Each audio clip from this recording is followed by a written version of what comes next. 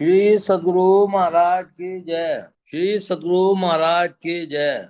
सत्संग योग भाग 1 अध्याय 5। बिंदुनाद महालिंगम विष्णु लक्ष्मी निकेतनम देहम विष्णुआलम प्रोक्तम सिद्धदम सर्वदेहिनाम। बिंदुनाद रूप जो महालिंग है वही विष्णु और लक्ष्मी का घर है। इस देह को विष्णु मंदिर कहते हैं। सभी प्राणियों को इसमें सिद्धि मिलती है।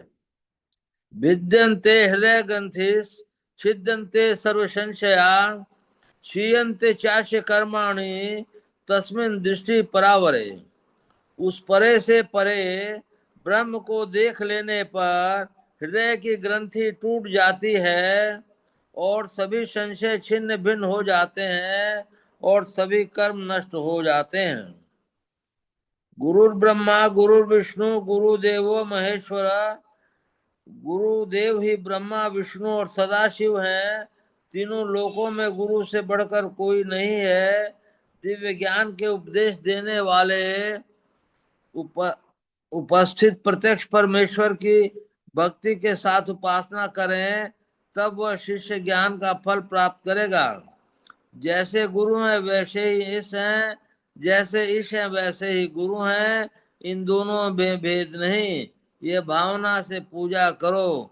श्री सद्गुरु महाराज की जय। महर्षि संसेवी परमहंस जी महाराज जी की वाणी। महर्षि संसेवी प्रवचन पीयूष से सार हैं।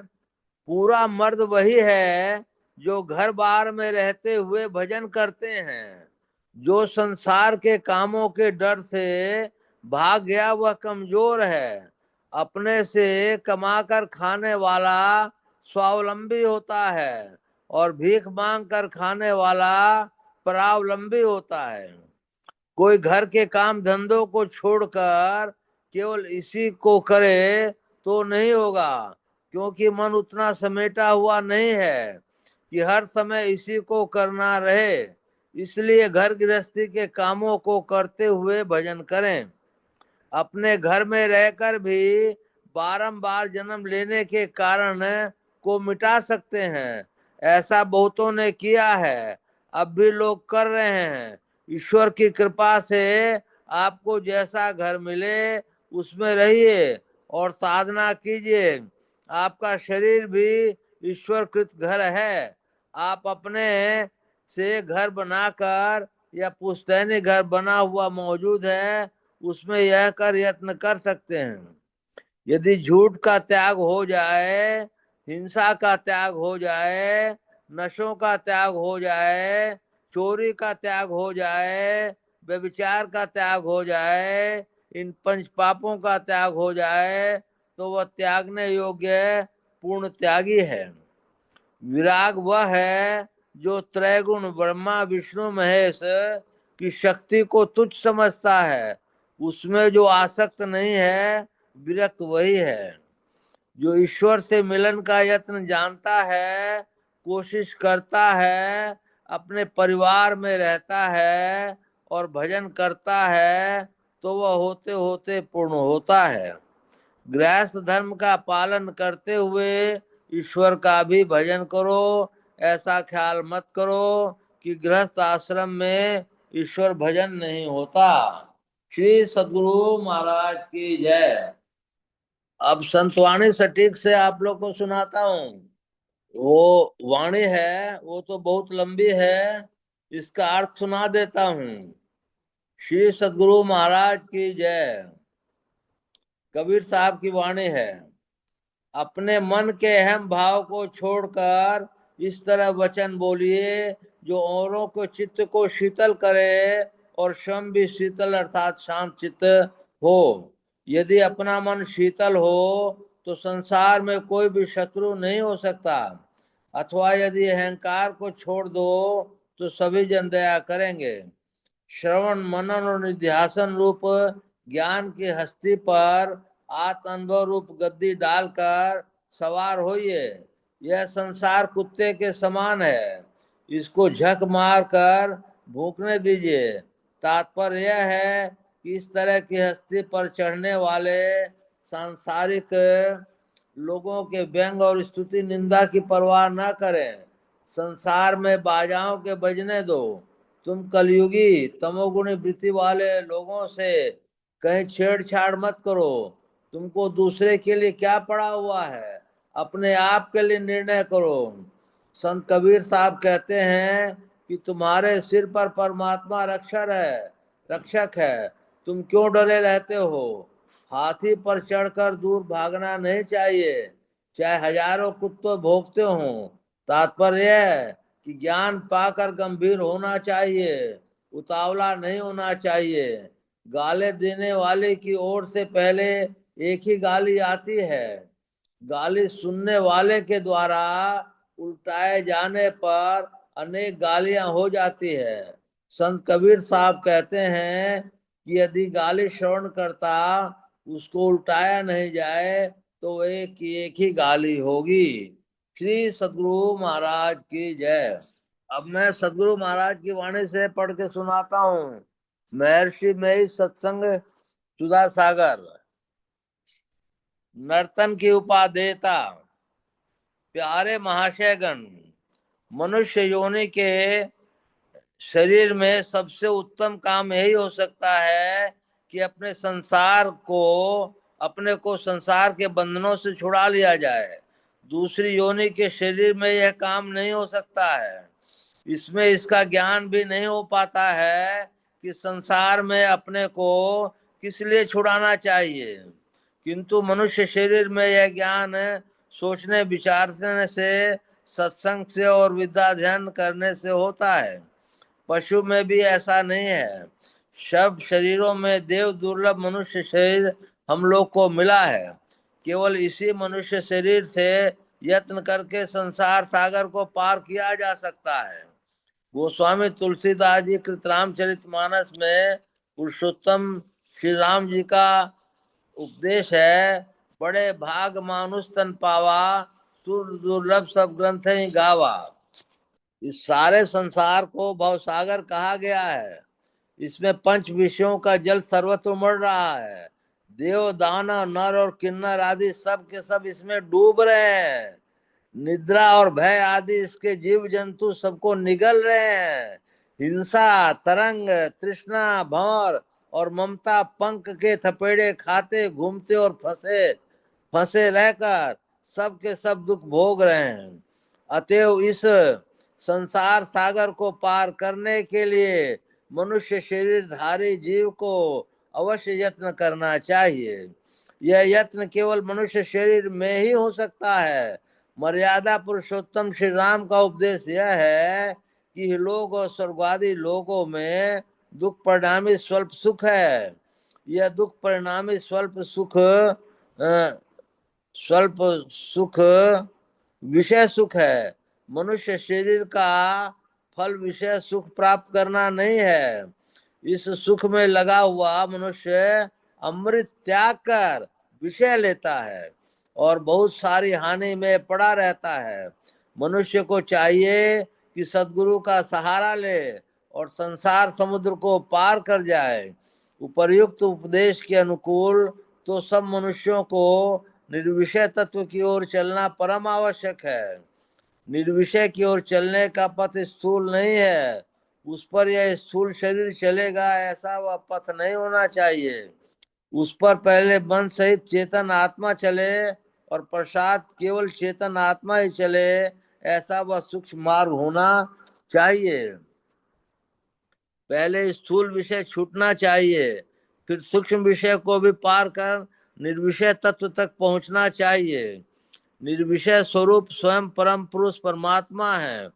परमात्म स्वरूप को प्राप्त करने के पूर्ण यत्न में चेतन आत्मा संसार समुद्र को पूर्ण रूप से पार कर जाती है। मनुष्य शरीर पाने का यही परम फल है। सूक्ष्म मार्ग ग्रहण करने के लिए नासाग्र और भ्रू मध्य में ध्यान लगाने को सदग्रंथों ने कहा गया है। यह स्थान आज्ञा चक्र षट चक्र संबंधी है। सारांश यह है कि सूक्ष्म मार्ग का ग्रहण आज्ञा चक्र से होता है। इस मार्ग के ग्रहण से निर्विषय की ओर चलना और विषयों से छूटना होता है। इसको दृढ़ जानना चाहिए। इस संबंध में विभिन्न संतों के वचन हैं। भगता की चाल निराली, चाल निराली भक्तन केरी, बिखन मार्गी चलना। मार्ग पथ या रास्ते को कहते हैं। जिस लकीर पर कोई चलता है और चलकर कहीं से कहीं तक पहुंचता है, वही लकीर मार्ग कहलाती है। उपर्युक्त सूक्ष्म मार्ग भी ऐसा है। इसका निचला छोर जो प्रथम धरा जा सकता है, ज्योतिर्मय बिंदु है। यह इस छोर से आगे दूर तक तेजोमय ज्योति लकीर ज्योति पथ कहा गया है। हंस सूर्य पथ पर चलते हैं, इससे आगे शब्द मार्ग है। शब्द पथ पर चलते हुए जहाँ शब्द लय हो जाता है, अर्थात जहाँ शब्द पथ की समाप्ति हो जाती है, वहाँ सृष्टि प्रसार का अंत हो जाता है। परमात्म स्वरूप की प्रत्यक्षता वही हो जाती है। संतों का ज्ञान और उनकी साधना यहाँ तक पहुँचाती है। यही अंत और परम पद है। परम बिंदु ही बीजा अक्षर है, उसके ऊपर नाद है। नाद जब अक्षर में लय हो जाता है तो निशब्द परम पद है। श्री सद्गुरु महाराज की जय। मंगल मूर्ति सतगुरु, मिलवे सर्वाधार। मंगलमय मंगल करण, विनवो बारंबार। धन्य धन्य सद्गुरु सुखद, महिमा कही न जाय। जो कछु कहूँ तुमरी कृपा, मोते कछु न बसाय। श्री सद्गुरु महाराज की जय। पुनश्च सब धरती कागज करूं, लेखन सब बन राय। सात समुद्र की मसी करूं, गुरु गुण लिखा न जाए। बोले प्रेम से श्री सद्गुरु महाराज की जय। अव्यक्त रूप से विराजमान संत सद्गुरु महाराज के श्री चरणों में कोटि कोटि नमन, कोटि कोटि नमन। अव्यक्त रूप से विराजमान संत सद्गुरु महर्षि संतसेवी परम जी महाराज के श्री चरणों में कोटि कोटि नमन, कोटि कोटि नमन। उपस्थित अत्यंत भाग्यशाली सदात्माओं, आप सबको सहस्त्र सहस्त्र नमन, सहस्त्र सहस्त्र नमन, सहस्त्र सहस्त्र नमन। अभी आप लोगों ने सत्संग योग का पाठ सुना, फिर महर्षि संतसेवी परमहंस जी का पाठ सुना, फिर आपने संतवाणी सटीक से भी पाठ सुना, और अंत में गुरु महाराज का पाठ भी सुना। हम लोग सत्संग में वही बातें आती रहती हैं, उन्हीं को रिपीट करना होता है। अब जो है मैं प्रारंभ करता हूँ। सबसे पहला काम क्या है कि हम लोग कर्म बंधन में न फंसे। कि कर्म तीन प्रकार के होते हैं, संचित, प्रारब्ध और क्रियमान। हम लोग संचित और प्रारब्ध को ध्यान योग से यदि शैल समम पापम विस्तीर्णम बहु योजनम विद्यते ध्यान योगेन नान्यो भेद कदाचन हटा सकते हैं। लेकिन क्रियमान यदि हम लोग करते रहेंगे तो हम लोगों को बहुत नुकसान होगा। हम लोग का ध्यान का समय क्रियमान में हटाते में चल जाएगा। इसलिए हम लोग को जो कर्म करना चाहिए, ऐसा कर्म सोच समझ के करना चाहिए कि हमारा कर्म नहीं बने। दूसरी बात यह है कि स्वामी रामकृष्ण परमहंस जी ने कहा है कि मन और मुख की एकता सच्ची साधना है। तो मन और मुख की एकता को हम लोग इस रूप से करें कि वो निभ जाए। 90% भी निभ जाए तो भी बहुत बड़ी बात होती है। 100% तो संत ही निभा सकते हैं। तीसरी बात यह है कि हम लोगों को ये जो मनुष्य शरीर मिला है, और बीच में एक और बात कहना था जिसमें किसी संत का आता है कि गारी आवत एक है, निकसत होए अनेक, कहे कबीर मत उलटिए वही एक ही एक। कोई आपको कुछ बुरा भला कहता है तो उसको उलट के जवाब मत दीजिए, शांत रहिए, आपका कुछ नुकसान नहीं होगा, नुकसान वही होगा।